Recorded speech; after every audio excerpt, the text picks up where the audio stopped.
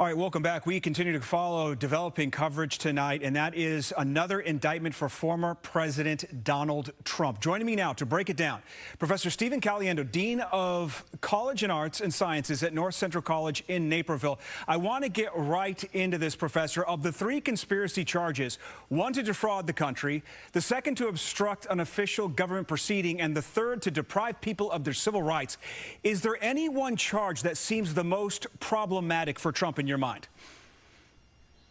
Well, it's going to be interesting to see how they're all defended. I mean, the way this indictment is laid out very carefully, and particularly with respect to, the aspect of folks being disenfranchised, state by state. Here's what happened in this state. Here's what we know happened in this state, et cetera. Some of those things are new. Some of those things, other parts of the indictment, for instance, the claim that the election was fraudulent, were public. And so the defense team for the former president is going to have to say either we didn't do those things, some of which were done publicly, or more likely we did them, but they weren't illegal. And so the special prosecutor is saying here these were illegal. These run afoul of the law. You can't do these things.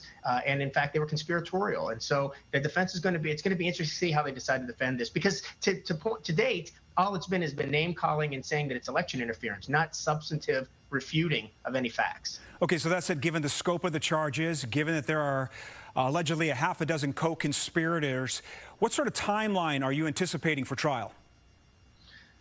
Well, and the special prosecutor just spoke a few moments ago. He said that we're looking forward to a speedy trial. Of course, this is very complicated because we've got lots of legal trouble for the former president coming, in the next few months and within the next year. At the same time, he's running for re-election, which he reminds us constantly, because he's saying that these are politically motivated election interference.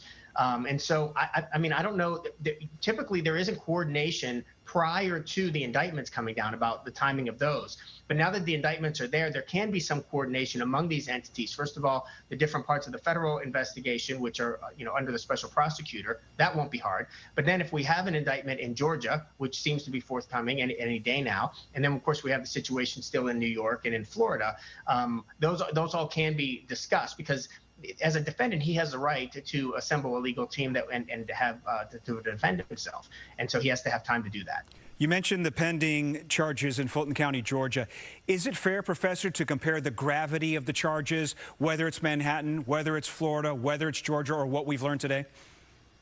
Always. I mean, we have a justice system that gives differential sentencing, for instance, of people found guilty of different types of charges. I think when you and I have talked prior, we've said all along that the New York documents case seems to be the least severe in terms, if this wasn't somebody running for office, it was just somebody facing some legal trouble.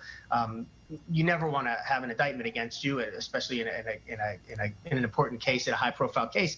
But it's really the Mar-a-Lago case, the Georgia case, and this one are very important. Now, remember, we also have the civil case, right? This is a defamation case that's still pending as well. And so there's really 5 different legal aspects to what the president's going to be facing, in addition to running for president. And all of that said, we got new polling today, Professor, from the New York Times and Siena College that shows a growing number of Republicans believe the charges levied against Trump are in fact serious.